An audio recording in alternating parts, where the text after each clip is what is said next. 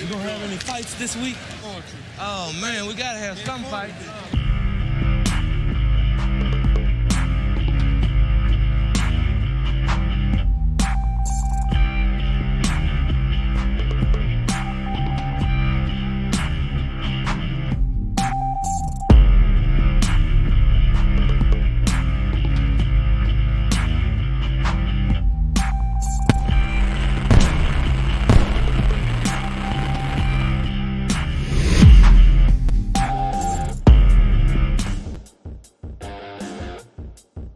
Oh yeah, welcome to the show that we've been trying to put together for a long time, and then we're here. We're finally here.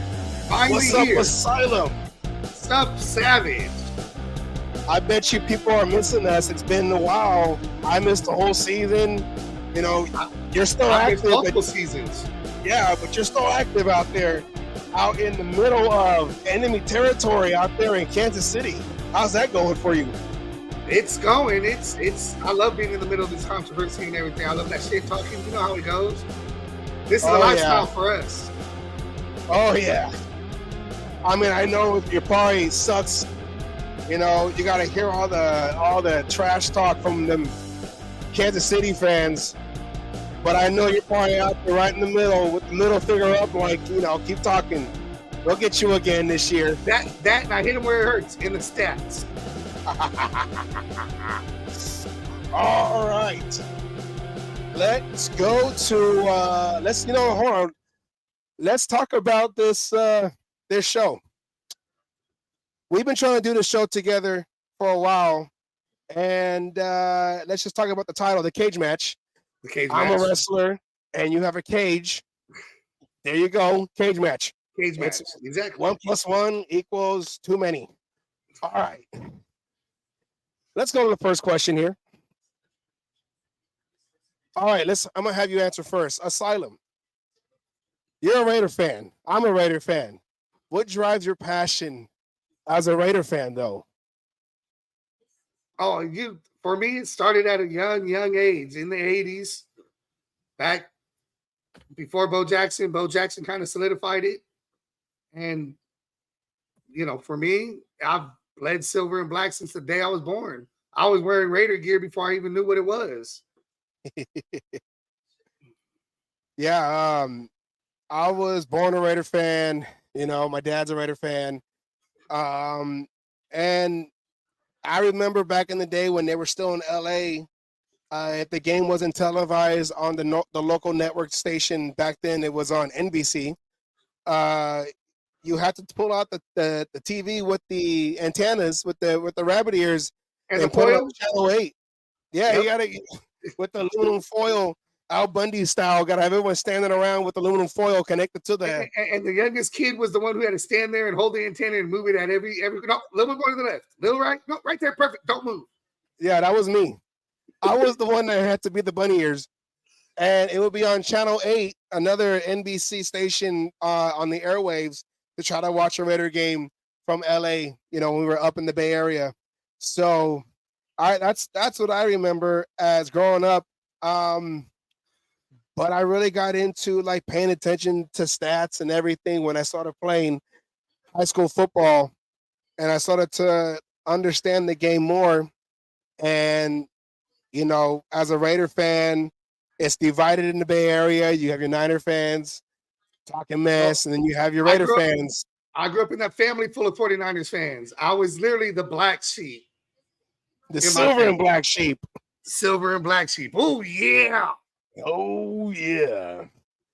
Yeah, so, and that's how it was, and you took pride in being the minority because, there was more Niner fans because a lot of them are bandwagons, and, they were, I guess, decently good at the time. Well, in the 80s, yeah, they had them Super Bowl runs, they had a couple of big players, stuff like that, we won't say no names because, we don't care to remember them. Yeah, only the ones that ended up in silver and black. I know it kills Niner fans to see Jerry Rice in a Raider jersey. Roger Craig, Ronnie Lott. Oh, yeah, Ronnie Lott, Roger Craig. I mean, I would say Romanowski too, but he was a Bronco fan in between. I'm a Bronco player in between. But he was drafted by the Niners, went to the Eagles. won 2 rings with the Niners, 2 rings with the Broncos, and came to us and almost got a 5th one. But Almost. yeah, I mean, for me, my favorite players. I was too young to really see Bo Jackson live, but seeing a lot of his highlights, I love Bo Jackson because he was a 2-sport player.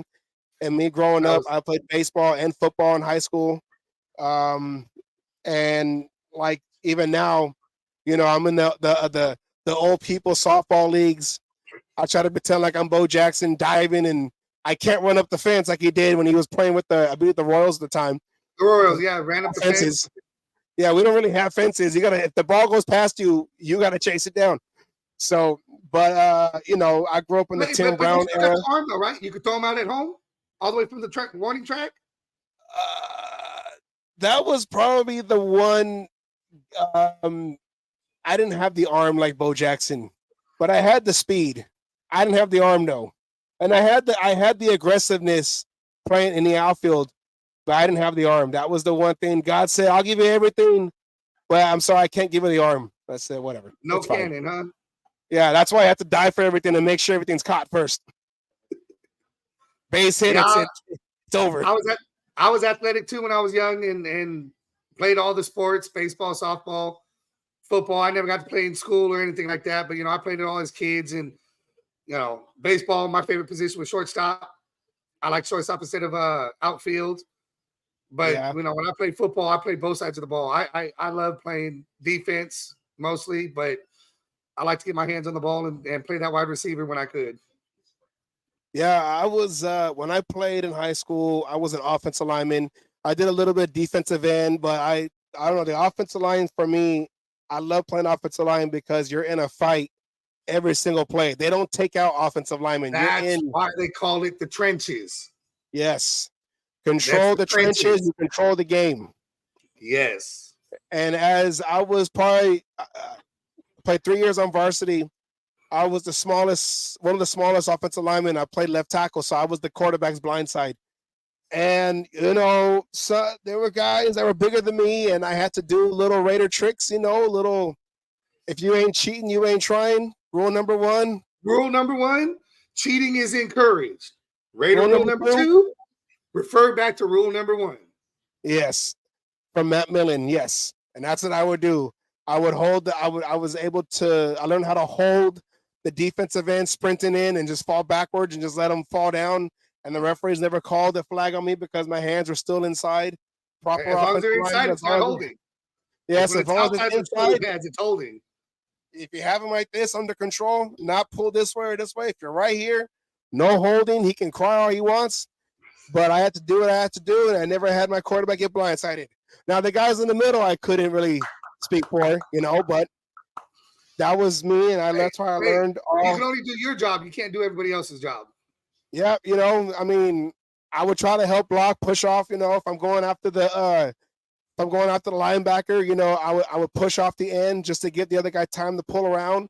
But if I'm pass blocking, I can only control who's in front of me and my inside gap, because that's the main thing. No one comes inside you on the offensive line. And playing football, that's where I kind of learned. That's where I really started learning the game of football. Penalties. I'm sure you heard it as an offensive lineman. If your name's not called, you did a good job. Yes, it's a faceless position unless you mess up. Then the guy keeps holding offside, not offsides, false starts and all that. Yeah, false starts. Yeah, then they'll know who you are. But if you don't cause any, you're blocking you're doing your assignments. Your quarterback stays upright from your side, and they don't say your name. Hey, it's a faceless position. If you're not heard of, that means you're doing good. So yes. But yeah, one of the games that stands out for me was the AFC Championship game against the Titans in 2002 on our way to the Gruden Bowl. I was at that game. I was up in Mount Davis, way up there in my head when they still allowed people up in Mount Davis, that steep hill they had up there. That's where all the people will get drunk, messed up. You smell weed up in the stands because it was too far. Security doesn't want to be up there. And I had my headphones on. I had these big like headphones like this with my little walk. I had a Walkman. I had the little Walkman radio, and I listened to Greg Papa and Tom Flores, and I'm trying to look at these little dots on the grass. Raiders. Yes.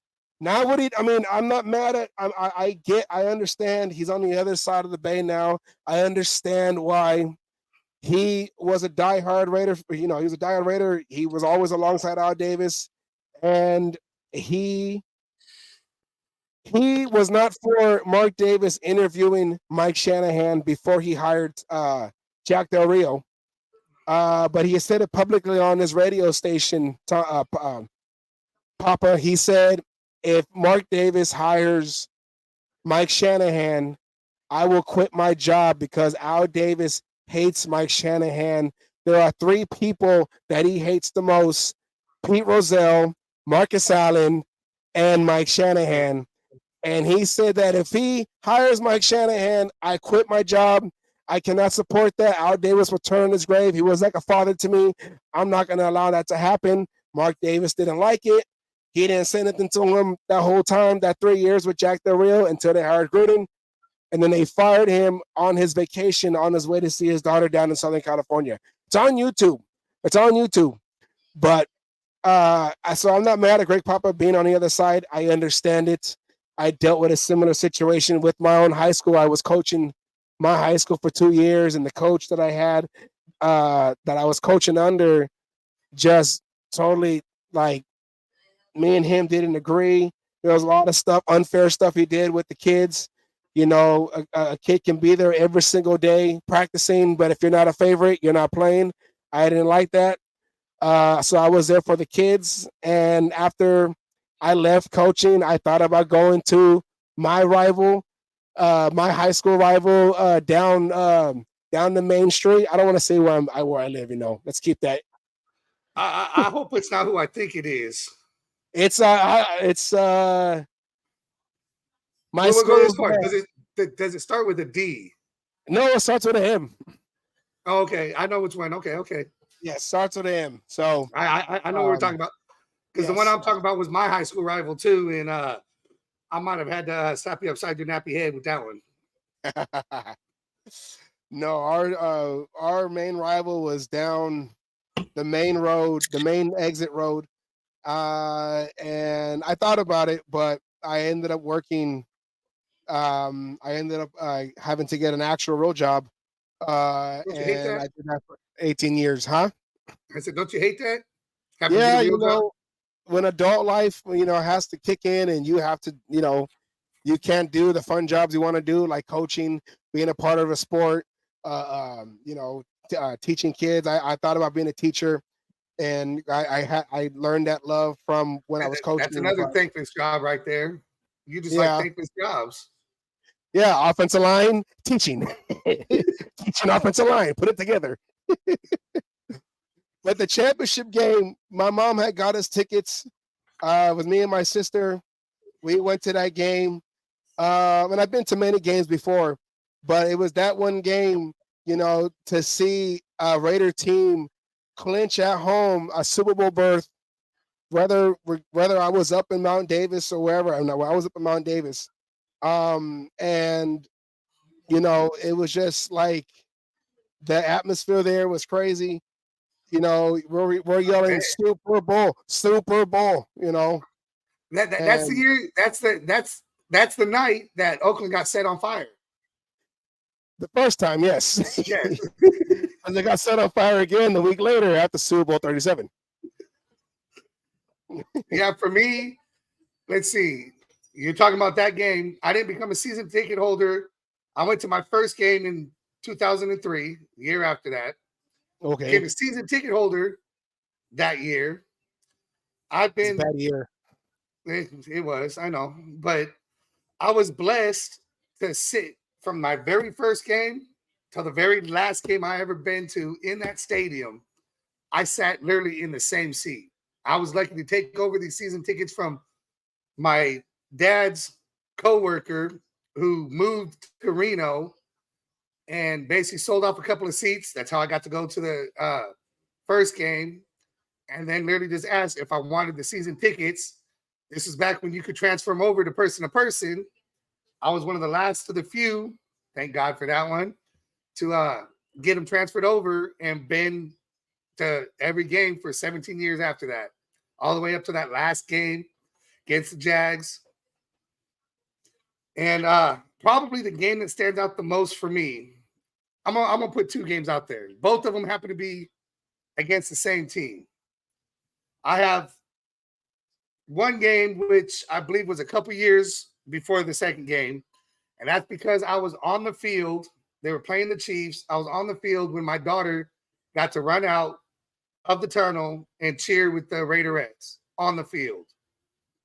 So that was definitely a memorable game because I got to see her run out of that, go out to that shield where every single last Raider fans ever wanted to stand and be on that Jumbotron cheering with the Raiderettes.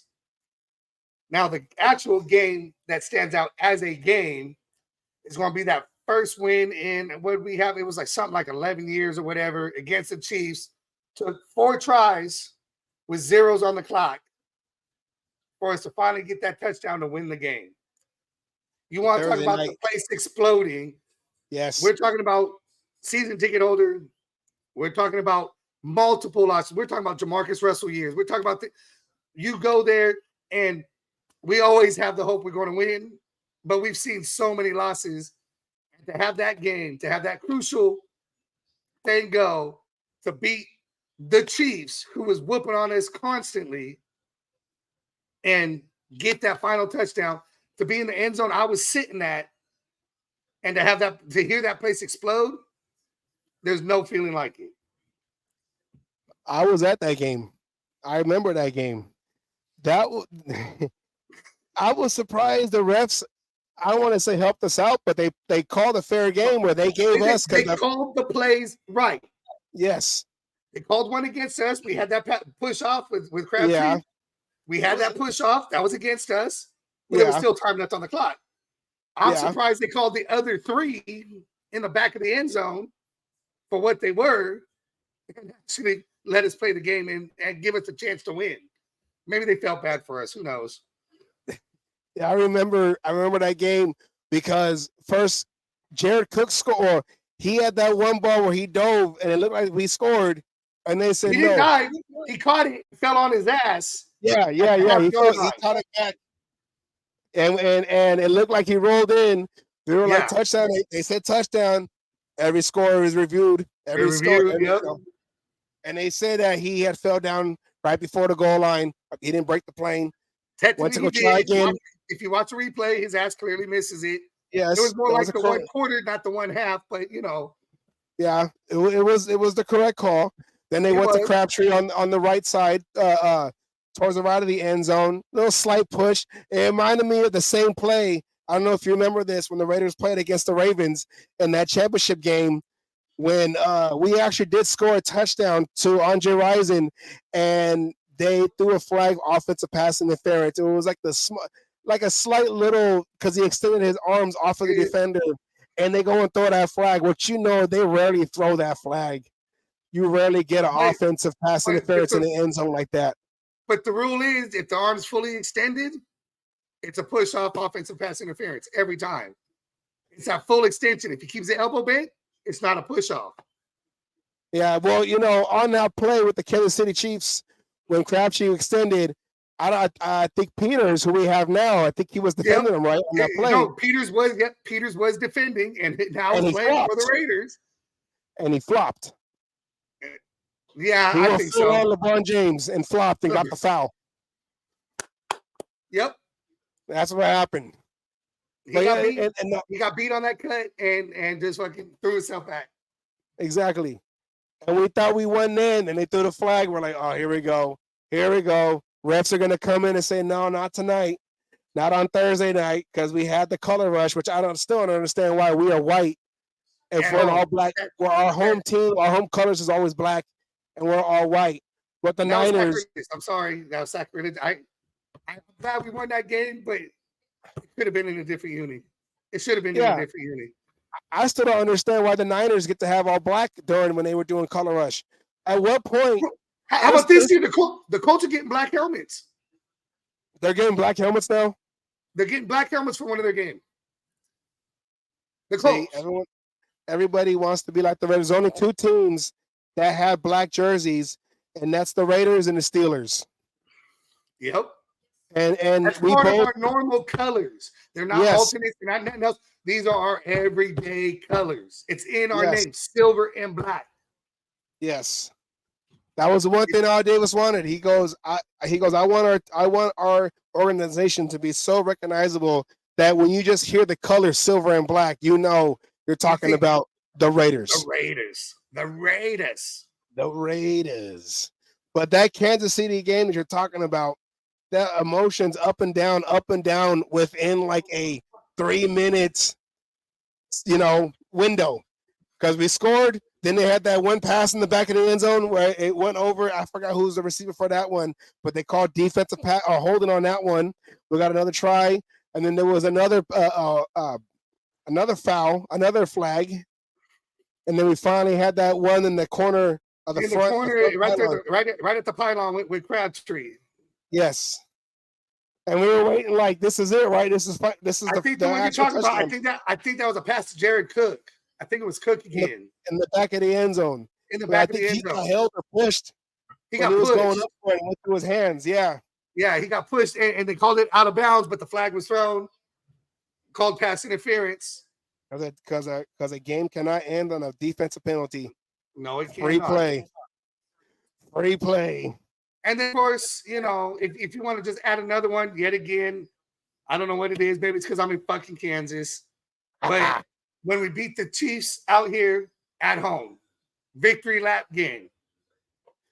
The victory lap game. When it happened, you don't understand the shit talking I was able to do that game.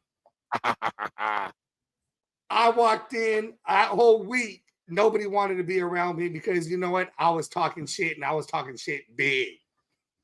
And you know what was cool about? That was the 2020 season.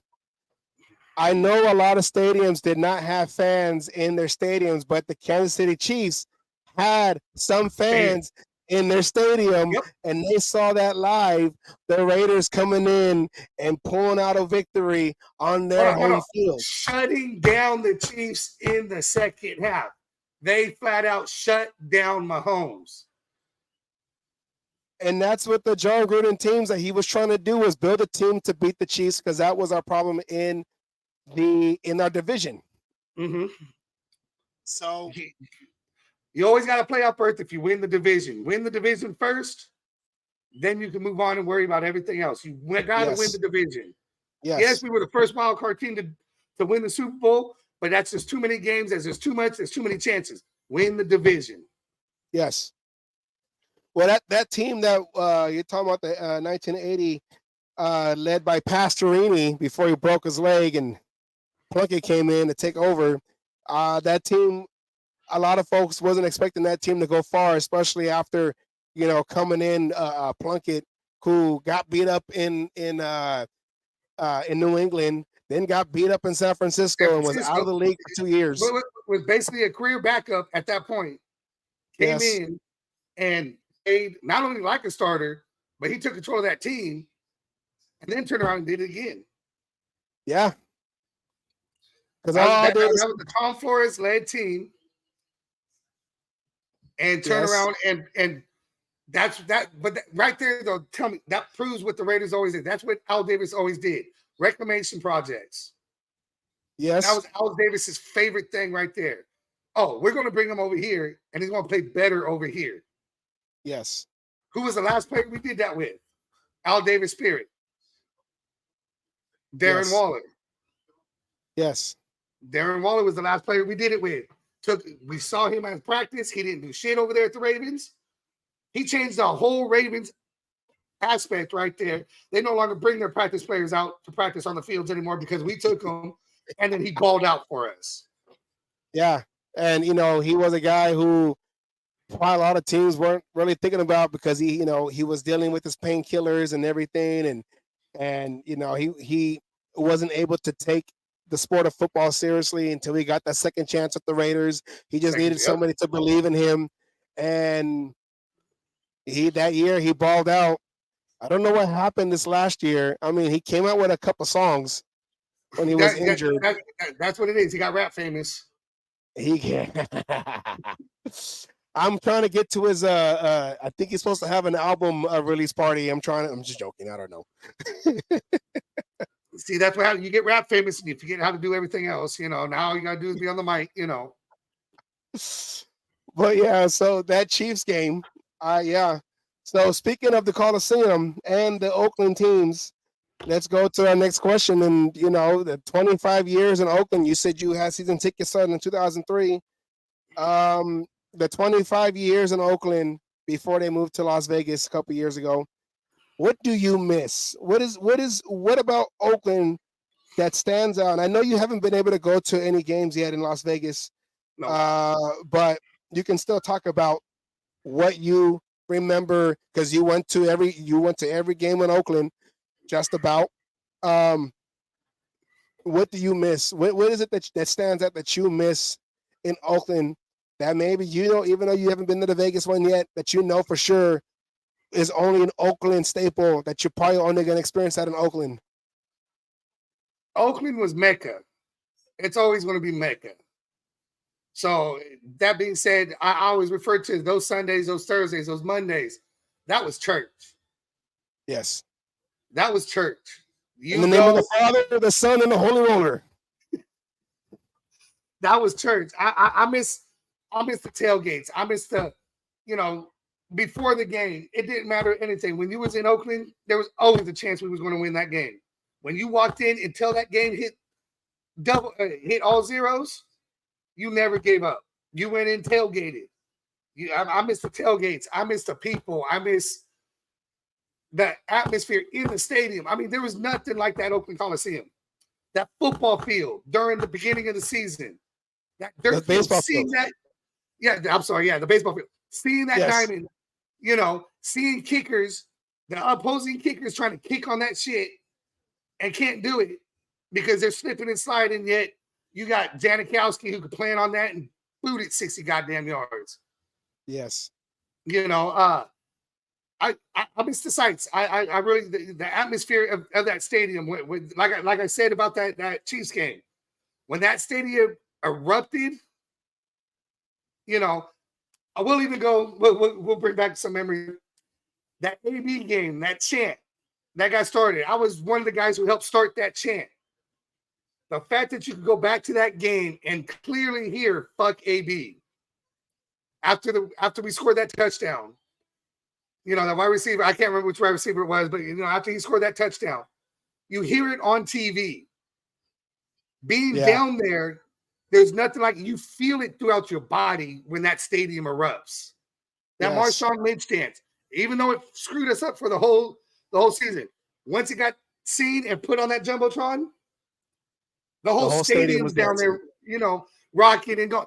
There's nothing like Raiders fans. Ain't nothing like Raiders fans. This is for 90% of us. This isn't a football team. This is a lifestyle. We've talked about. We both started our super fan careers late into the Oakland time frame. Yeah.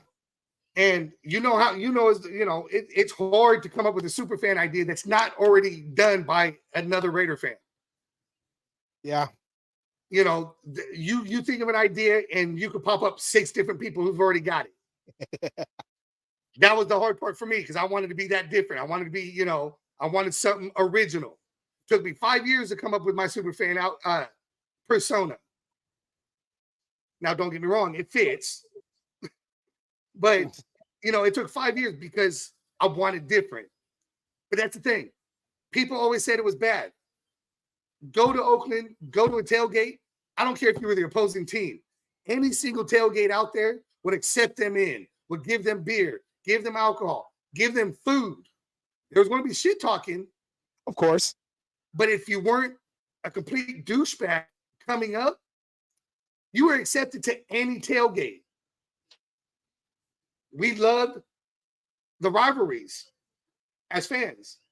We love to talk shit, but we also love to have a good time. And to me, I miss Christmases, New Year's, birthdays, anniversaries. If they played on that day, you knew where to find me, and it wasn't going to be at home. That was church. Oh, And it was that's the only way I at can explain it. your other home, the Oakland I'm at my other Coliseum. home. I'm at church, the church Yes. of Al Davis. Yes. No, yeah. I mean, you I know, got Al Davis and John Madden tattooed on my throat. yeah. You know, because those are the Godfathers right there. That's, you know, those are our Church of Scientology, whatever you want to call it. Those are our fucking leaders. That's who we looked up to. That's your Tom Cruise and who else? I'll jump the couch if I have to, but you know what? I mean, that was church. I mean, that's what I miss. What about you? I mean, what do you miss? You've been there longer than I was.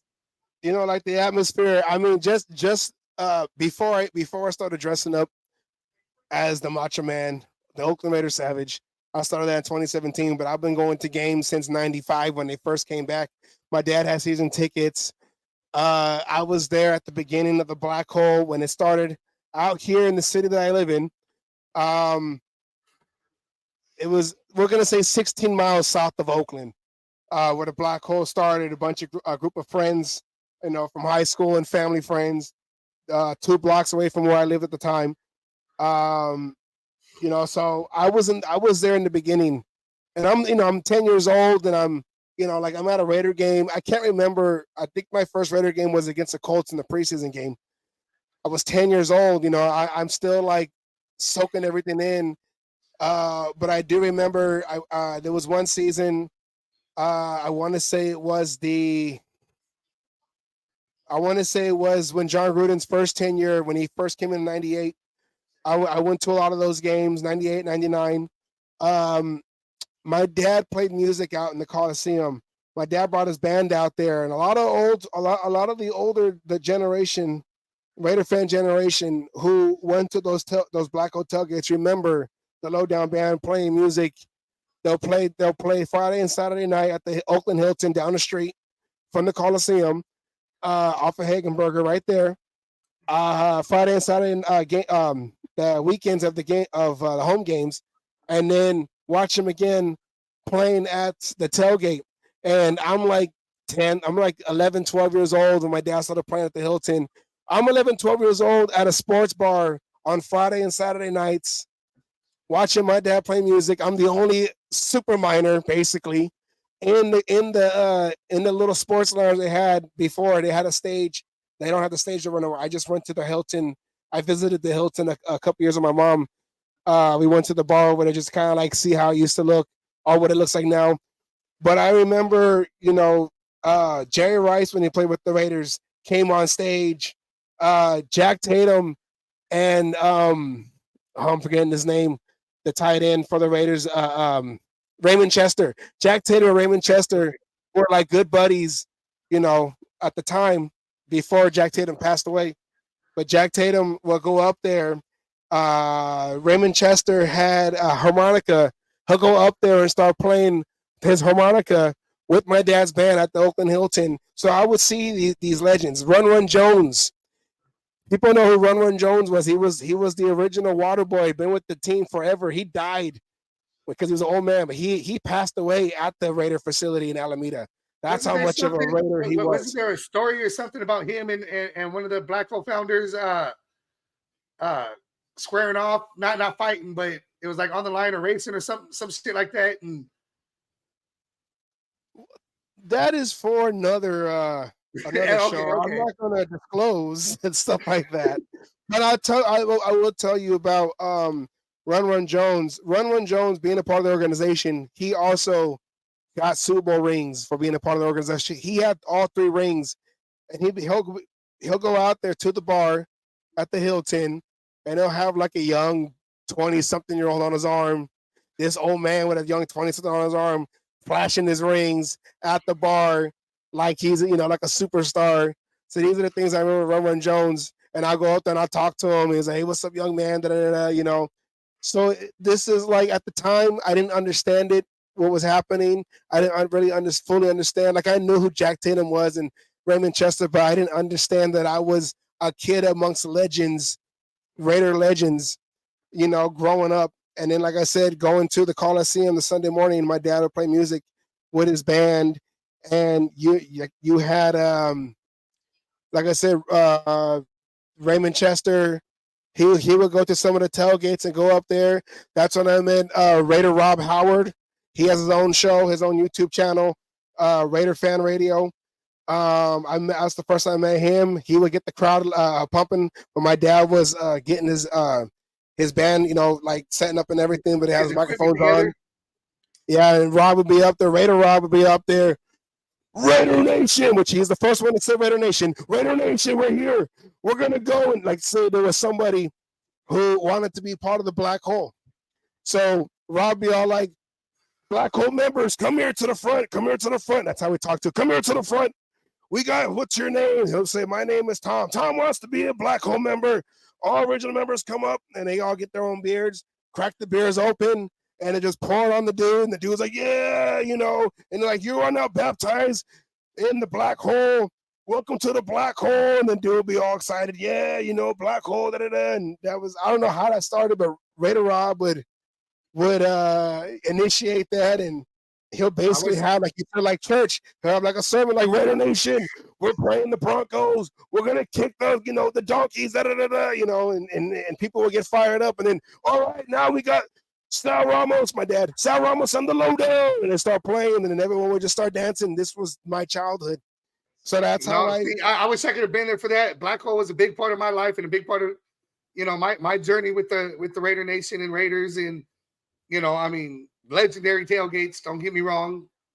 I wish I could have been there for some of that earlier stuff. I did get the luxury of seeing your dad play a few times there, towards, his special appearances, if you want to call it that. Yeah. A few things. So I did get lucky there, but, I wish I could have been there. I mean, a little jealous on that one, but you know what? I like you said, though, but that's the thing that we talk about. This isn't just during the games, though. We're like, this is, 24/7, 365. Yes. And when the season starts, a preseason game is just like a regular season game to us. Yes. We don't change anything. We tailgate just as hard on a preseason game as we do if it was a damn Super Bowl. It's preseason for us too. We're there with them, step by step, play by play. Oh yeah. And like you said, and with the Coliseum itself, I mean, I still I'll go to A's games, and I'm trying to go to some A's games now. Like this could be my last few opportunities just to be in that Coliseum, because you don't know what the city of Oakland's going to do. But I'll still go there now. We know what they're going to do. We know what they're going to do. They're going to do the same thing as they did with our Raiders. Well, I'm talking about with the Coliseum. I don't know if they're going to tear it down or whatever. I'm just trying to get every last opportunity just to walk within those walls and feel the memories again. I'll still go to an A's game. There'll be like maybe 2,000, 2,500 people there. And I'll still go in the halls and I'll be like, Raiders. And my girlfriend will be like, oh, here we go again. But I'm like, Raiders. Nothing like walking down those hallways and hearing Raiders chanted. Win, lose, it didn't matter. We walked into that building and left that building one way. And it was always screaming, Raiders. Yes. And I still try to do that now and see who responds. And I'll be like, Raiders. And in the background, Raiders. Yeah, we're still here. We're still here. We're not, even though they don't play on that turf anymore. They don't play in the Coliseum anymore. We are still here. And every time I'll be at an A's game, and I can still remember where the black hole sits at, where your seats were at, behind home plate, basically. You were on the behind the third base dugout. In that area, 120. In that area, yeah. I sat all over the Coliseum when I was out, and if I can get into that stadium, I don't care if I was up in the third deck or wherever.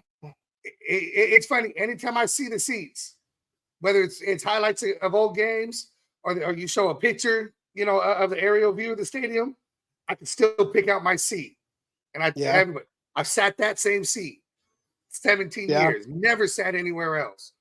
That's one of those little facts that, that makes me proud, from game one. And a lot of people don't know, I almost missed the last game of the season the year before when we thought that was the last game. The Christmas Eve. Yeah, I had moved out to Kansas, and it was the first year, and it was a choice: go to the Raider game, or let my wife have her first Christmas with her whole family and everything. And that was the hardest decision I ever made, to stay home. She gave me permission to go. She understood. She knows what this means to me. But I didn't do it. I didn't go. And when I turned around and they said, one more year, I turned around and told her, ain't nothing stopping me. That game I'm going to be at. And I'm proud to be able to say I was at that last game. Even though it ended shittily and we should have had that win, I was at that last game. That last tailgate, that last game, last ride as Oakland Raiders. As the Oakland Raiders. You know, the one thing, like, I love going to the Coliseum. It's those night games. You walk in there and you see the lights off of Mount Davis, and it's just something about it. It's like I never, you know, I don't know how it was at the Coliseum out there. You know, no, like the Roman Coliseum. I don't know how that was back then, you know, BC, whatever. I don't know. But I'm assuming, huh? Everyone holding torches for light. Everyone out there, you know, we're watching who's going to die down there on the field. And it's just, you go up there and you just look around, and every real Raider fan, when they walk into, it doesn't matter how many times you've been in that Coliseum, everybody else calls it a dump, you know, whatever, the plumbing situation doesn't matter to us. You still walk in there and you pause for a second because you're in awe of that stadium and the memories and everything. It was home. It was ours. It was ours. Yes. That was the thing. That people called it a dump. Yes, you had the plumbing problems and everything, but you know what? It was still ours. Yes. You know, and with that baseball diamond in there, being the last team to have to share a stadium, we didn't care as fans. That was ours. We stood out. Yeah, that was the Raider way too. That was the Raider way too. There are 31 teams in the NFL, and then there are the Raiders. And being there, I love the night games. Being there, it's just the lights on, just everything. You can't even see out, but them lights on that field, nighttime, that atmosphere. Oh, the night games were the best. It doesn't matter if it was cold. You didn't feel nothing. All you felt was raining, hot, cold. It didn't matter. You sat in that seat and you fucking cheered for your team the whole time. And that was one other thing about Raiders fans. A majority of Raiders fans in that stadium. Nobody left until the game was over. The clock had to hit all zeros before people left. You didn't see people leaving early just because, we lost. No, I don't care if this game's over. I'm not leaving until the clock hit zero. Yeah, I mean, and a lot of us didn't leave the parking lot after a loss. We're just like sitting there like whether it was the refs, whether it was the quarterback play, Jamarcus Russell, all them guys, or whoever the reason was, the defense, you still sit there and be like, man, I didn't want to go home yet. You never wanted to go home yet. You never wanted the day to end. Yes. Even the BART rides. Even the BART rides, you know, seeing all these fans and everyone's quiet. And it's like when I used to play football, high school football, we're driving to the packed cars. Yes. Packed. Everyone just quiet. Everyone just holding their bar, doing whatever, packed in like sardines. And then somebody will say something. And then it's just like, oh, man. And go. And then that silence, just that. There's nothing like that. People just can't understand what it was like to do that. Yeah. And walking across the catwalk, you know, it's the cattle drive. They're right. It was the cattle drive at the end of the game. Yeah, well, yeah. But I don't want to talk about the end of the game. I'm talking about the beginning, because the end of the game was worse. If they won, you didn't mind being in that crowd over there to go onto that catwalk, because everyone's yelling Raiders and everyone's happy. And the loss, you're just like, you shake your head. You know, like we were in the actual game emotionally. We were in the actual game, you know. So we walked off and we got bruised and everything. And that's how it was. Oh That's yeah. probably what I'll miss. You know, you walk down and there was all these different tailgates going on, and like you said, everyone was, you know, you come in. Remember that last season, we walked down one aisle, every tailgate, every canopy, shotgun this beer, take this shot, take this shot. At the end of the thing, I'm all like, dude, Take I a drank picture like with me. four Hold Bud on, Light. come on, you be in it too. Yeah, I drank like four Bud Lights and like 3 shots of whatever it was, and I'm all like, I didn't even eat yet. I'm buzzed. I need to relax. Oh, And and the nachos there at the stadium though. the The what? nachos were to die for. Yeah, I don't know what it was, but I haven't found nachos to match those yet, and I'm the still looking. chicken nachos. That was The my chicken breakfast when I nachos, was yep. younger. When I was able to sneak into games because I knew people that would get me into games when I was younger during the early years. You know, I would go to the concession stands and I would spend, and this is how much it used to cost back then. I would spend like $10.75 with the nachos, the chicken nachos, and a large Sprite, and that's all I had for the game. I didn't want to go to the concession stands in between quarters, in between plays, in between the halves. I sat in whatever seat I was in because I wanted to be there. I wanted to be there when they warm up. And then my favorite part of a Raider game was when they come out the tunnel or they come out the stairs. They show them on the screen, and you see them walking down, and they start playing Hell's Bells when they come out to the field, and you know everyone stands up, no one sits down, everyone stands up, and then they'll go and introduce the visiting team, and everyone is boo, boo, da, da, da, da. And then they go back. Then they would play the intro to the Men in Black music video with Tommy Lee Jones and Will Smith, and they do the little, you know, we walk in secret and we dress in shadow, or we, you know, in shadow and we dress in black. Then they go and come out playing start playing Hell's Bells and the team and just introducing everybody. And this is during like the Tim Brown years, you know, and all that, and just that right there, which led all that led to the iconic entrance. Though you remember the iconic entrance that happened after he did it once. It happened for every player. All people in the stands would sit there and throw up that O. Yeah, when Charles Woodson did it, yeah. And now, and these are like the memories, you know. And I've been to the Vegas, I've been to tailgates in Vegas. I've been to the first ever live game with fans. That was a preseason game against the Seattle Seahawks. I went to that game, and then I went to the game, the Monday night game where they beat the Ravens in overtime. I was at that game, and there was a lot of Raider fans for those games. Number one of what was that, the 2021 season? 2021 season. I was in Vegas for the 2020 season when they beat the Saints. When they beat the Saints in that very first game, regular season game in the stadium. I was in Vegas. Is that a bad word now, the Saints? We'll talk about that next week. We will talk about that next week. But yeah, the quarterback we had beat the Saints, and now we'll talk about it next week. We'll talk about it next week. Okay. That's called foreshadowing, by the way. That's called foreshadowing, by the way. The new field, the new stadium, Allegiant Stadium in Vegas. It's a beautiful stadium. Like I said, I've been inside. I even did the tour with my auntie. But and is it still? But you've been there, okay? So you say you've been there. I haven't. Yeah. Is it Oakland? Is it better than Oakland? Is it? Take the newness away. Take the newness. I mean, we deserve the new field and everything. I get that. But you've been to both. You've been through both situations. Is it church?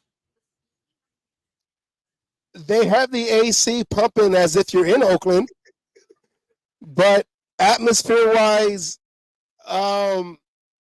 it's not there yet. It's not there yet, and it probably won't be there. Keyword yet. I'm gonna say yet because that's our new home.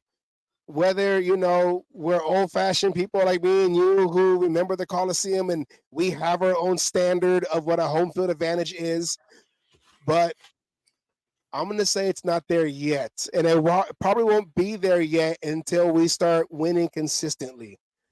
Because right now, and I'm not saying this is a Raider fan issue, a lot of folks, when the team came to Las Vegas, tickets were available for Vegas residents to purchase, and not every person, every resident in Vegas were Raider fans before they moved over. A lot of folks bought them as investments to sell for double, triple, whatever, depending on the game, depending on the matchup, for profit. And I'm not going to get mad at somebody making their money, even if Raider fans, Well, have the even tickets. I know the casinos even bought them Yeah. to give away as what the hell do you call them As like packages or like packages and just, hey, look, we got the game going. Here's Yeah. tickets because we want you off the damn tables. Yeah, compensation. Yeah, There you go. Comp. There you go. Yes. Comps. So I mean, I knew that was going to happen the minute they were going to move out there. I mean, don't get me wrong. My background, I got the stadium. I got to drive past it. The one time I've been in Vegas, we both drove past it. I have yet to go. I'm looking forward to going. I just needed to know, is it church? It's not there yet. That's up to us as Raider fans to make that church. I think, like I said, we have to start winning. We have to start winning consistently, because right now you have opposing teams coming in there, 50%, 60% opposing fans. Right now it's Hey, it's like turnabout's fair play. show. We do it. We do that. We've done that to plenty of other teams. We turn their home games into a road game. We've done it too. Turnabout's fair play in that one. Yeah. We've done it too, but I take your word for it. If you turn around and say we could do it, then I have faith we could do it. It's like, let's say it's like you're used to living in a rural, what's the phrase I want to use? Kind of like a I don't want to say like a ghetto, but like just not a non-suburb, and then now you're in the suburbs. I just think that we are still trying to figure out our place, because we're not a Vegas-born organization. We played in 3 different cities: Oakland, LA, and now Las Vegas, which is what Raiders do. We come to a new land and we try to conquer it. It's what we do. Yeah. But like the Golden Knights, that's a Vegas-born organization. So they have their Las Vegas Aces, same thing. Yeah. Yes, they have their own. These are this Fan team base. was born with us. Yeah, so we are the stepchild. We're the orphan that they ended up with. We're the problem child. Remember that movie? We're the problem child that they ended up with. Problem child. Yeah, I had just talked about that movie earlier with my girlfriend. The scene when he filled up the lemonade pitcher. I don't know if you remember that scene. That's us filling up the lemonade pitcher. Here you go. Hey guys, But we are still trying to establish ourselves as the Las Vegas Raiders. You have Oakland representation. LA is like 4.5 hours away. Honestly, you have the LA you're never gonna get rid of the Oakland representation. No, that's us at the heart. That blue collar team, that's us at the heart. That's the Raiders. I don't think you'll ever get rid of that. And if you ever lose that, then I don't think it's going to be the same team. And that's what I'm afraid of, with all these moves. But that's another topic for another show on Wednesday. So, well, let's go into the next one, where this is kind of like this subject is a segue into the next subject. What is your love for Raider Nation? Like, what about Raider Nation that you love about? Like, what does Raider Nation mean to you? Well, I mean, as you know, I was going to the games. I started up the whole super fan thing. I had met a ton of super fans. Everyone from Gorilla, Violator, Lady Chains. I mean, it's a long list. And I know you met like legendary guys like Pirate.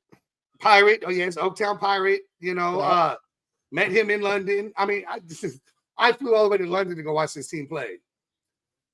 And watching them watching people be part of the community, what they've done for the community. And we're not talking about just super fans. We're talking about Raiders fans being a part of the community.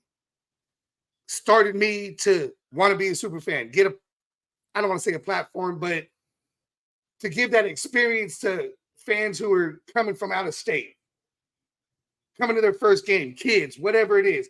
You always remember that guy that you saw dressed up as so-and-so. Yes. Those are the memories that stand out. That makes those games better. They could have lost. They could have got their asses whooped. But you remember walking around tailgating and you saw this one guy, and that's a story you tell your kids, your grandkids. I met so-and-so. I did this. I did that. So that's what started my super fandom. I hate using that word. I really do. But that's what we're called. Started that journey. And then when you wanted to start doing it, I put all my stuff on hold. I was just starting at that when you started it. Yeah. And we can say easily, people don't generally stop their growth to help somebody else who's just starting out. You ask for help. We spent hours on the phone, planning things out, doing this. I put my stuff to the side and put the focus on you, walked around with you. We did all that because that's what family does. And that Raider Nation is a family. And I want to get back to being a family. I came to Kansas and I started my own booster club out here, Southside Raider Nation Topeka chapter. And we're doing things in the community. We're, trunk or treats, Toys for Tots. We actually had this last Toys for Tots, huge. We filled up 3 boxes, raffling off. I'm giving stuff out of my personal collection of autographs to do, for Toys for Tots, to do these other events that people will throw, trying to collect money for somebody because they need money. Back during COVID, they lost everything. They needed money to keep their house. People were throwing raffles, this, that, the other, in order to raise money. You had everybody from around the United States donating things just to collect money for this person to help them out. And that's, like I said, church. Church always helps out its congregation, right? That's what we did. And like you said, we stand up for we stand up and we try to have people's backs and everything. That was the Al Davis way. Al Davis always took care of whoever, once the Raider, always the Raider. Al Davis took care of whoever put on that jersey, put on that helmet, put on those colors, had that shield on. Al Davis once a Raider, always a Raider. Yes, and Al Davis took care of former players. Like I said, it doesn't matter if you played for 15 seasons or 1 season. You're a Raider. You're always a Raider, and Al Davis took care of you, and that's what we do as Raider Nation. If you're true Raider Nation and you're about the family, the Raider family, and we try to take care of each other. And when I first started in 2017, I did it. I started doing my thing, my Raider Savage persona, just as a just kind of like to channel all my frustration of the work week and use that at the game. I would do the voice for like 8 hours in a day, and people would be like, how do you do that voice throughout the whole day? And I said, well, I'm a driver. I yell at people all day. That's just my practice until I actually come to the Coliseum and be like, Raiders, and start whatever, I do the voice like that.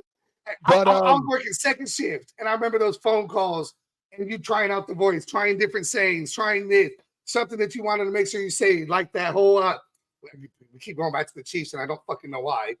But that Kareem Hunt and the Hunt's catch-up thing, and running the thing by me. And we spent hours perfecting this, where we wanted to go. And a lot of folks, like I said, there's 2 types of Raider fans. You have your diehard Raider fans who watch the game and this and that, and you have your Raider Nation, which is like its own community. Like we said earlier too, it's a lifestyle to some people. Yes, being part of Raider Nation is a lifestyle. We don't wear our colors just during football season. We wear them all year round. We do things all year round. and it's not, and Raider Nation is not just people who dress up. I mean, you got like, it's just people who are diehard Raider fans. That's what Raider Nation is. And yeah, like when I first started, you were like my mentor, going crossing the catwalk and coming down towards the Black Hotel gates and just going around the stadium, around the parking lots around the stadium, and just it's, I like to say, like, we're part of the team. We're like the fan side of the team, where people are attracted to the tailgates to see people. I mean, I met Violator at a Santa Maria parade. Like, I met him up close, and I was in awe. When I first met Little Chucky, that was, I Little believe, Chucky, the yeah. last game of the last Oakland game. I was, like, we got, young kids are coming up and they're dressing up, and I feel like it makes our fan base. I mean, you see other fan bases and they have their characters and everything, but I just feel that we are the trendsetters, and that's what Violator has said before. We're just passing the torch to the younger generation, making new Raider fans, new generation of Raider fans coming up, memories, yeah. And that's why when we started the show, I wanted to make sure that it's me and you doing the show, because I want to basically show my appreciation for you helping me out on my Raider Nation journey. There's a lot of people that I can You thank. did the work. You did the work. I didn't do nothing. I just helped guide. That's all I did. You did the work. Yeah, and and I have my, Raider Nation. They're good people, and then there's other people. But I know all the good people, and I'm cool with all the good people, and I just try to live like, as this is a family, regardless of whatever. I try to still treat this as we're all family. People like Polo Rodriguez, he helped put me out there also, down in Santa Maria. Guys like, you introduced me to Raider Homer, put me in a national, you know, whatever, Captain Jack, going on Captain Captain Jack. Jack show. Captain Jack always shouts out, all of us, because he's a super fan also. Guys like that. My compa crew, my compas, it's all the clubs, and in all the events that we all do, whether it's a charity event Well, or and that's the thing. Let's talk about the events. How many people travel from other states to do these events? uh, You explosion. Well, damn, now I draw a blank. But every event that the kick, the Raider Nation kickoff that the Lorenzo Raider puts out there, and the home opener events, and the last game of the season events, and just all around, and you there's Lorenzo just Limos like, events. yes, All that. But you got people traveling from other. I mean, I traveled from Kansas all the way to some yeah, of these events. You have people yeah, traveling from New York, Ohio. The minute they know, they make that's a vacation to them. They make their vacations. They take time off of work, make their plans, come out and help support other Raider Nation people in their events, and go and make this whole thing a family. I mean, that's it's a, the only way you can say Raider Nation. We used to be a family, and that's what we need to get back to. yeah, We used to, you know, we used to call ourselves one nation. Well, I mean, we still do, but during COVID, yeah, we kind of splintered, yeah, and we just need to get back to that. And that's the thing. That's what I love about Raider Nation. Most people, I've seen people, I've done it myself, sell off shit from their personal collections to help somebody out because they needed it more than they did. Oh, I could get that again.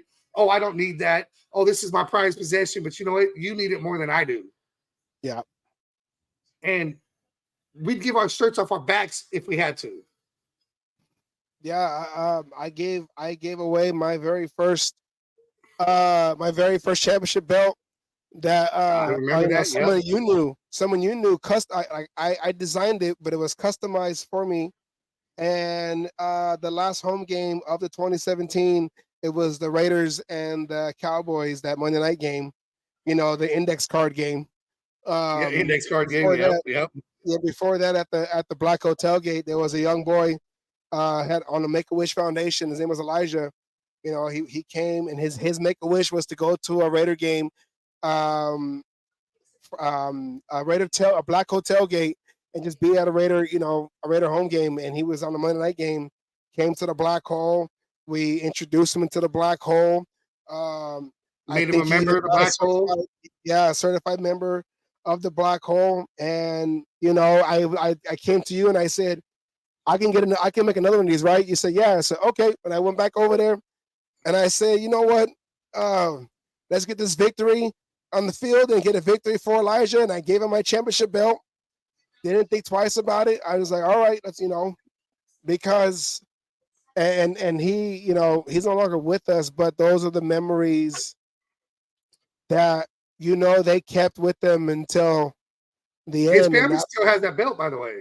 His family still has that belt. Oh yeah, that belt meant the world to him when you did that. His family still has that belt, if I remember correctly. They still have that belt. Yeah, and but it's exactly that's the selfishness. I mean, yeah, we could always get that made. You actually got a hell of a belt made for that you carry around now, a little bit more realistic and everything. But there was no hesitation. Yeah. To you knew that was going to make that kid's moment right then and there. And your only concern wasn't anything but making his moment. Yeah.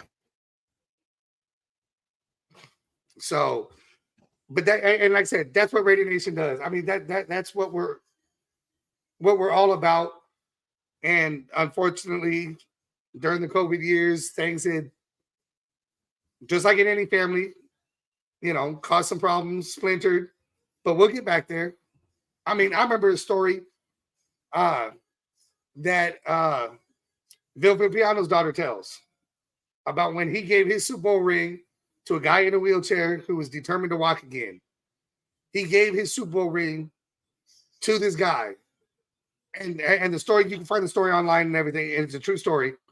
He gave it to the guy and told the guy, don't give it back until you can walk across the stage and give it to me. How many players do you know who's going to give up their only Super Bowl ring? Yeah. He gave it to him. The guy walked again, called him up to come to an event, literally walked across the stage and handed him his ring back. We have players who set the standards for us. When we got players who do stuff like that, us as fans want to do the same thing, want to impact somebody's life just like the players impact ours. Yeah, and he's still Villapiano is still big. He goes to a lot of Raider Nation events. He still loves being around that atmosphere. He'll still drink with all the guys. Oh yeah. Yeah, so and that's that's what we Raider Nation, that's like we try to I guess you can say when it comes to the games, we're hardcore fans, but when it comes to like the events, we're like the old 70s Raiders, partying like Stabler, partying like Matuzak, partying like those guys. I don't know like Matuzak, but I've heard some stories about him too. But yeah, but no, you're right though. Partying, we party hard, we play hard, but it's all in fun. We all have a great time. We all do what we can, and we do it for. I mean, like I said, to us, our personas, our dressing up. We don't do it for ourselves. We do it for other people. I mean, I think I can say that for you. That's what I do it. That's how I do it. Yes, it's an alter ego to me. It is another side of me. But I didn't start this for me. I started this because I saw what it was doing for other fans.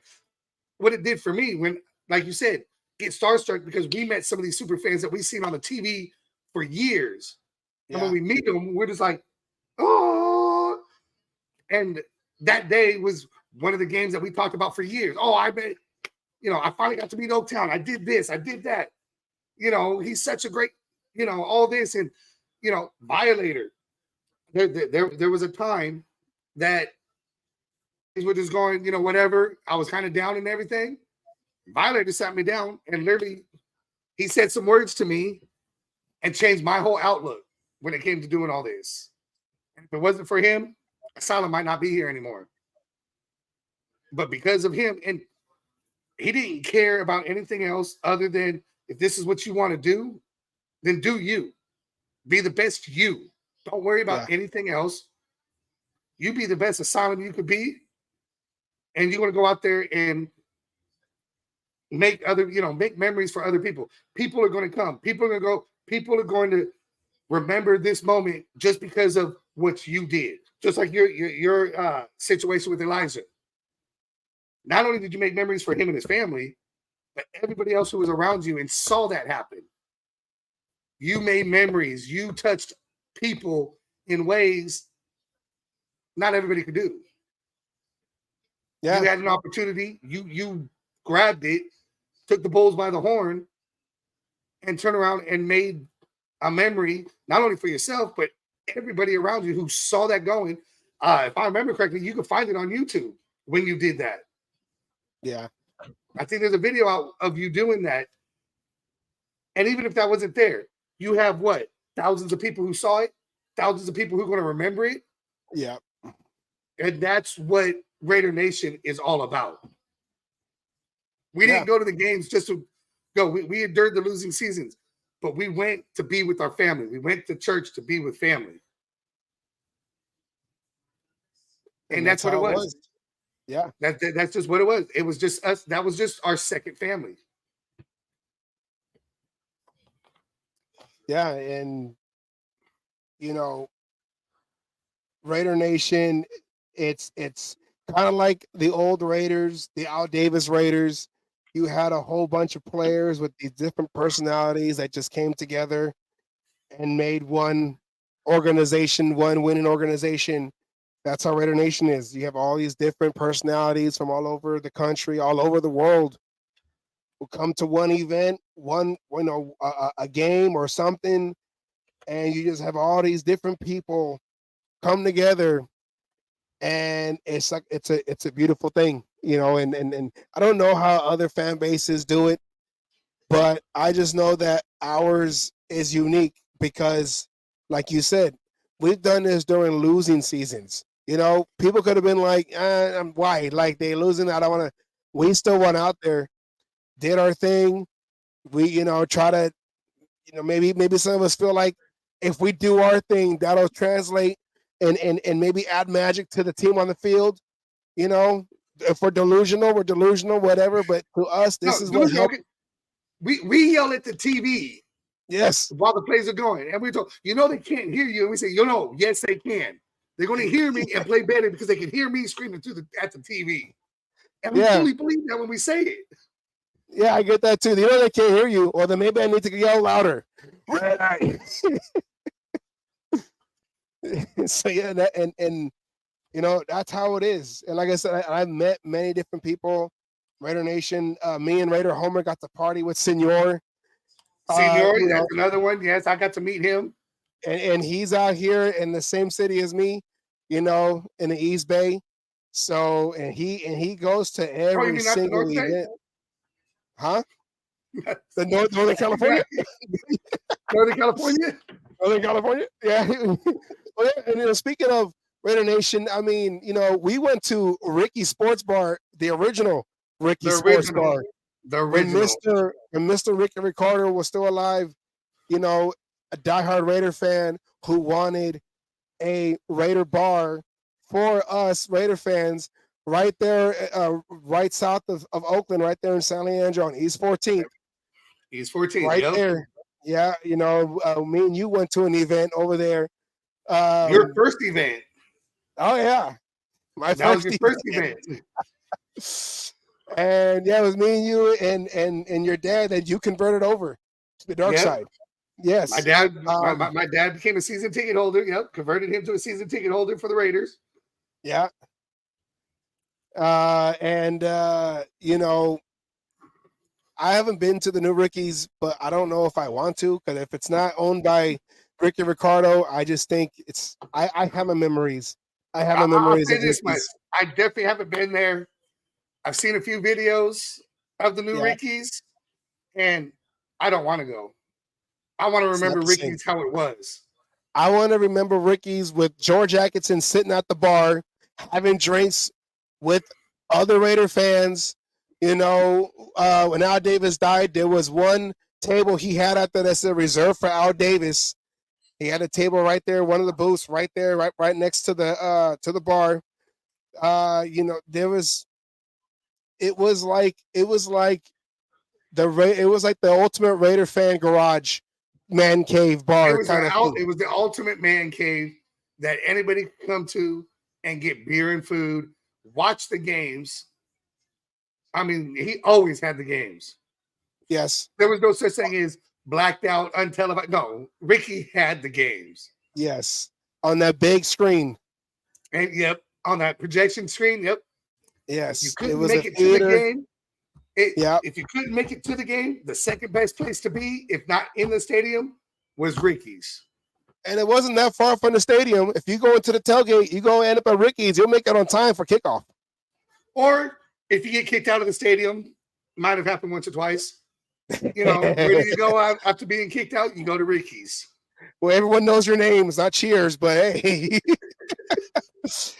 Yeah, I've been to a couple games. Me and my girlfriend's first date was at Ricky's. I said, you know what? Let me just let her know this is how it's gonna go. Welcome to Raider Nation. I am Raider Savage. Here we are right now.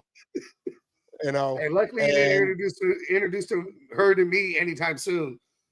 I'm sorry, early on into that because might have scared her away.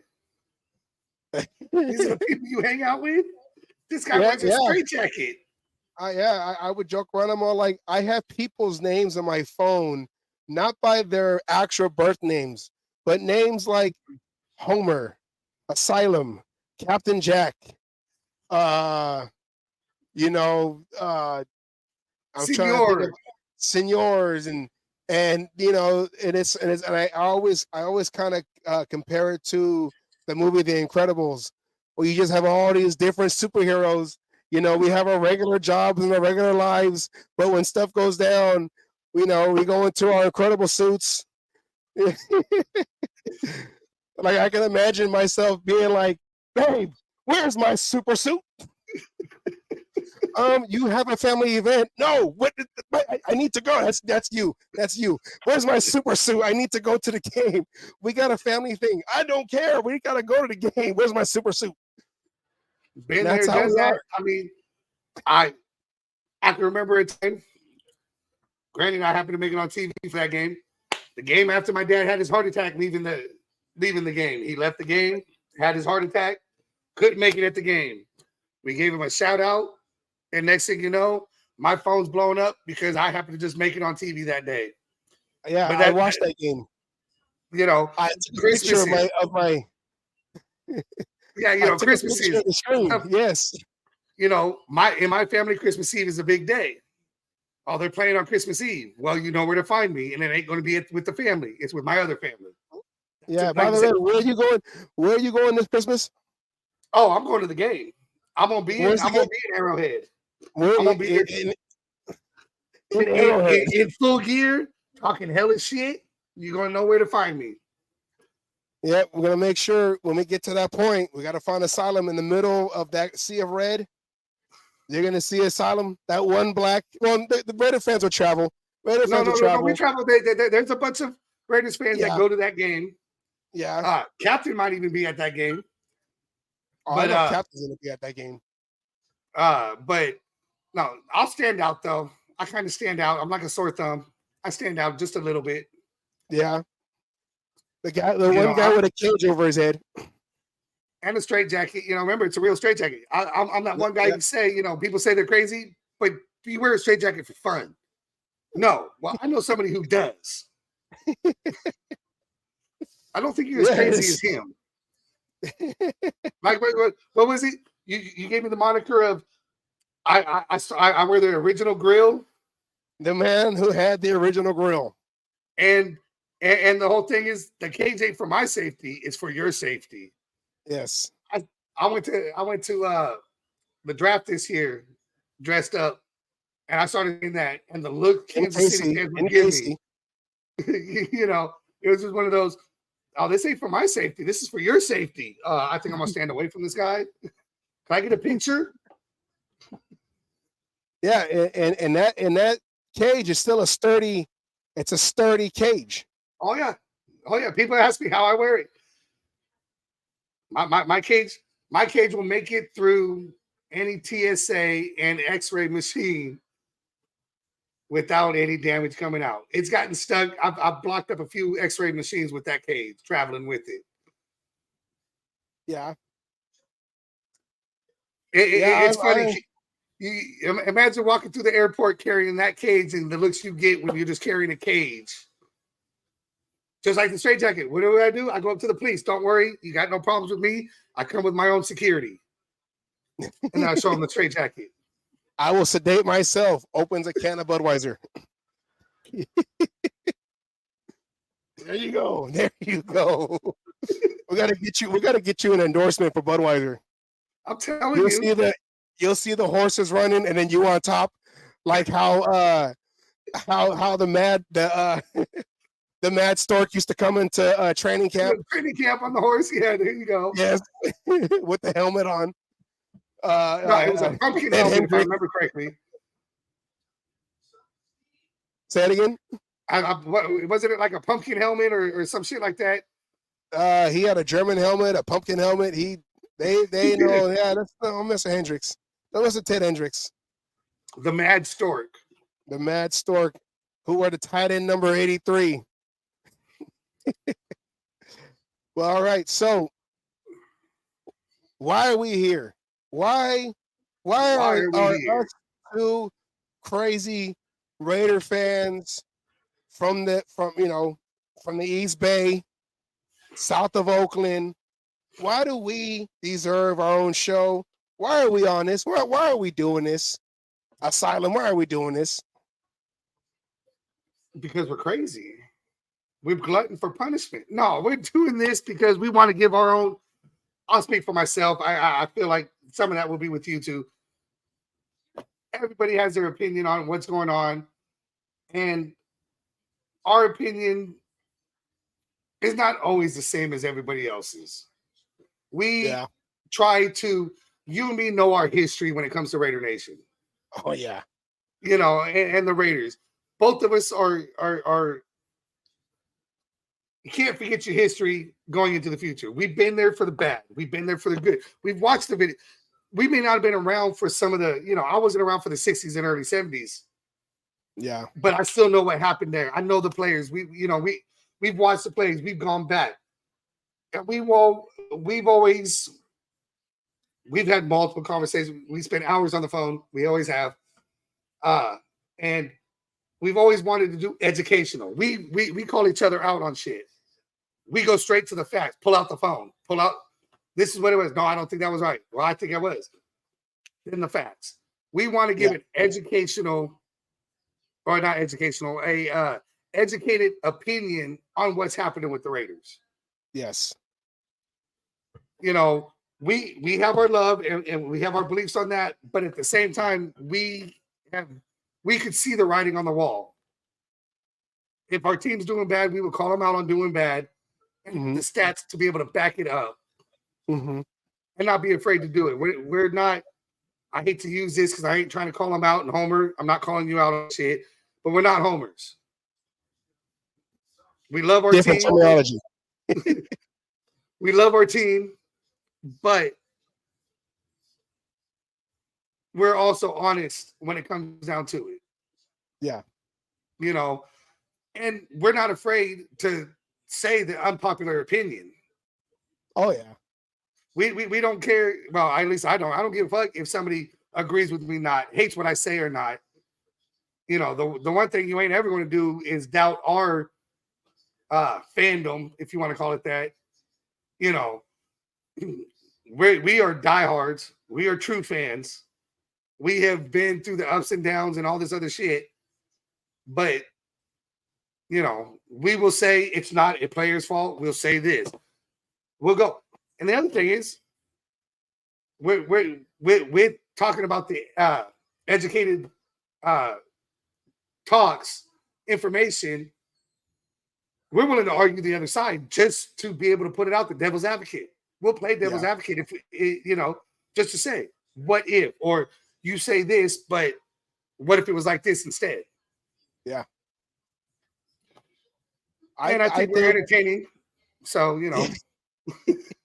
I think, you know, I want to do this because I just feel like, especially when you read like on Facebook and all different Raider groups, a lot of folks speak through emotions. And you know, this is an emotional team.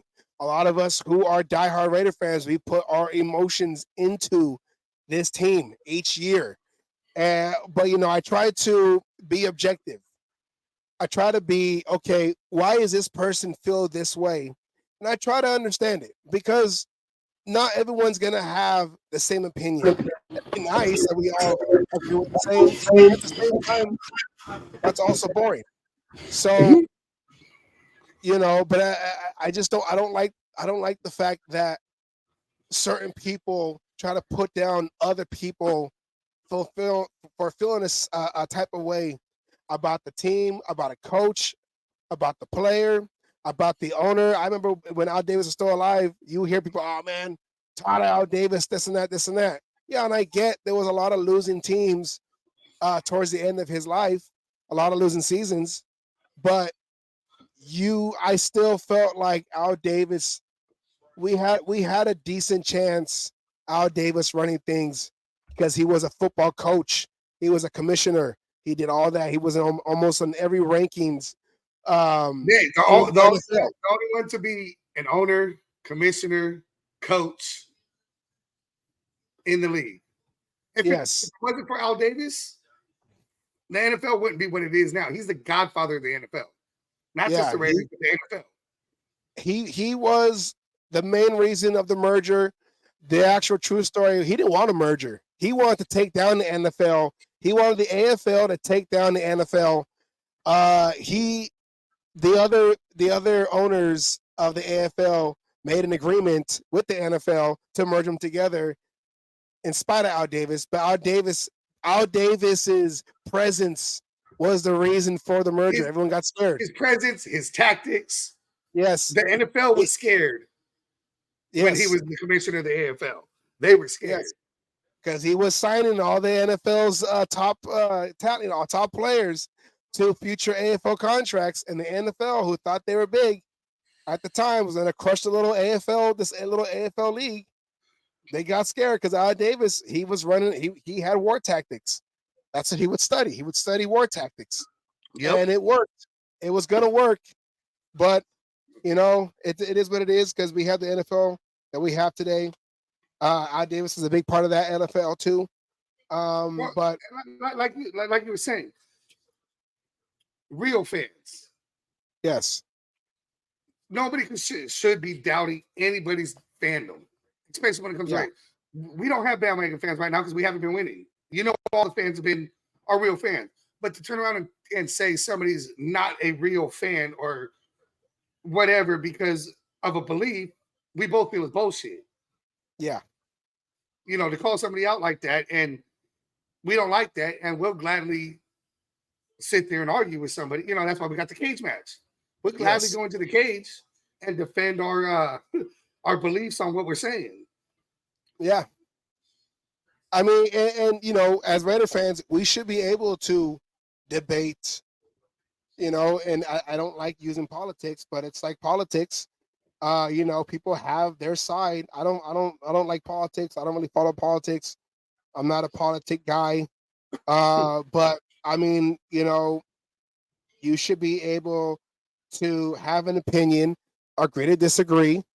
I'm still a Raider fan. You're still a Raider fan. I'm still going to the games. I'm still wearing the colors. I'm still representing. I'm still spending my hard-earned money to go to these games, to go to these, whatever it is. I'm still a fan. It doesn't matter what I believe. I have my opinion, just like religion, just like politics. That's what sports are. That's what football is. That's what Raider Nation is. Yep. We're all going to have our own beliefs, but we have to respect each other's beliefs. And you might not agree what we say. I might not agree on the topic you say, and vice versa, or an opinion you say, or vice versa, or whatever. But there still has to be a grounds of respect. You have to Yes. respect each other's opinion. That's why I think, one of my things I want to do with the show is see both sides of the spectrum of whatever topic it is, whether it's the quarterback situation, whether it's the coaching situation, whether The it's running the back ownership. situation. Yes. Ownership, running back, defense. Yeah. I remember a time we actually left the game. It was towards the end. I got asked why I thought we lost that game. And when I gave my opinion, they were shocked. They thought I was going to go with them and blame the quarterback. And when I turned around and said, no, it was the defense that lost that game. And then I even explained how it was the defense. It was the unpopular decision because, going from what I saw, that's what I saw. I saw the defense lose that game. And so, and that's the thing. We're not afraid to say the unpopular opinion on what's going on. Just because you don't agree, like you said, respect. Just because you don't agree with it. And there's been times you and me don't agree on shit. And we've sat there and debated it and gone back and forth and respected the other person's thoughts on the thing and agreed to disagree. Yes. And that's what's supposed to make everything great. And that's what I hope we can put out here is informed information, educated information, and be able to tell both sides of the story. People who watch the show, the people who agree one way or the people who agree the other way are sitting there watching and saying, yeah, I agree with Savage. No, I agree with Asylum. No, this, that. And in the comments, we're getting, the same debate going and just creating communication and friendly debate. Yeah. That's something that I learned in my year and a half of college until I had to get a career in delivering boxes. I was in a class where they debated ethnics and race and all that, and there were heated discussions. But you had to remember that at the end, these are opinions, and as long as the opinions are respectful, not attacking each other, you can agree to disagree, but we're not here to sway someone's opinion one way or the other. We're just here to speak our mind and, hope that you understand where we see and what we're coming from. Like we try to understand the opposing opinion of what they see and what they're coming from in their perspective of whatever particular the question is. And that's what I think that we're going to do, with our own personality and our own flair, of course, and I think, you have all these other people who have shows, credible ones, like a Captain Jack, and there are other ones that are questionable. I won't say no names, I won't say no names out of respect, but I feel like if anybody can have an opinion and have their own show, why not us? Why not us come out and say what we got to say, And like you said, there's a lot of shows that are just off of the feelings, the passion of what happened in the moment. And we have those same feelings. But then, what is it? The next day, you and me sit there and talk. The next day, we start breaking down what we saw, what we did this, and our emotions. We can put on a show that we can keep emotion.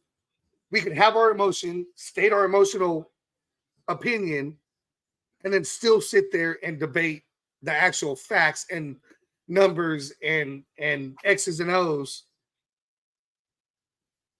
and put that across the board and put that out there. So maybe everybody could. We might not necessarily change somebody's opinion because that's not what we're trying to do. Is change somebody's opinion, but maybe get them to see the other side of the story. Yes. And that's what we're trying to aim for in this show. And we will be an interactive show. We do want participants. We do want opposing participants just to make it a little more fun. This is what the cage match is about. If you watch the show and you see things, you hear something you don't like, and we can put you on the show and have a debate cage match, heated or whatever, disrespectful, whatever, but for fun, like them other stupid argumentative shows they have on ESPN and Fox Sports and all those. We want to be a show like that, but just educated, and doing a podcast like we're doing right now. I'm gonna shout out Raider Homer Productions, because I got into doing all this because of Raider Homer. And people like Captain Jack, Captain Jack, Homer for me too. Yeah, same thing. Captain Jack, I say, is one of the hardest working men in the in media, Raider Nation. He has a show almost every day, different content. He's got at least I think 3 shows a week, even during the off season. That dude is dedicated, and maybe one day we'll get to that point. But we're just carrying the torch, like Violator said.